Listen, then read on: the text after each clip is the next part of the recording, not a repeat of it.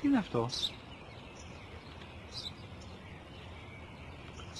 Ένα σπουργίτη.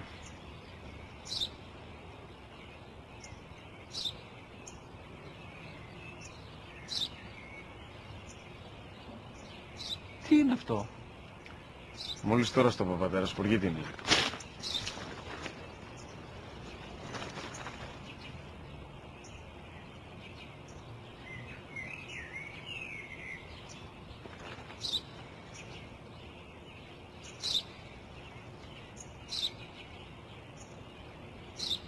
Τι είναι αυτό?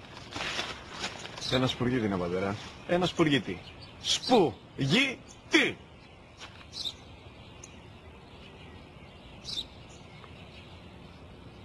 Τι είναι αυτό? Γιατί το κάνεις αυτό το πράγμα, μπορείς να μου πεις? Τόσες φορές σου είπα, είναι ένα σπουργίτη. Δεν το καταλαβαίνεις. Πού πας?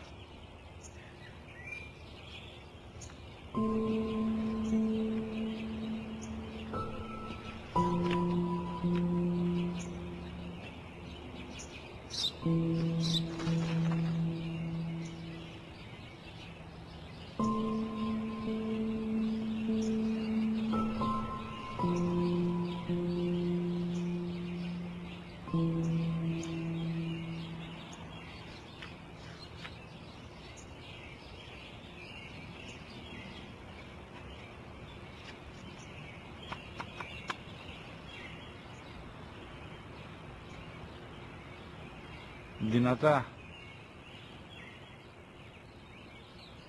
Σήμερα ο μικρός μου γιος που πριν λίγες μέρες έκλεισε τα 3 καθόταν μαζί μου έξω στο πάρκο όταν ένα σπουργίτη ήρθε και κάθισε απέναντί μας.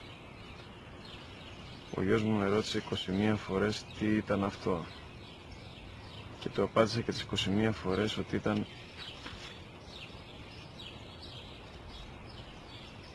ένα σπουργίτη. Τον αγκάλιασα τρυφερά και τις 21 φορές που μου έκανε την ίδια ερώτηση, ξανά και ξανά, χωρίς να εκνευριστώ, νιώθοντας στοργή για το αθώο μου αγοράκι.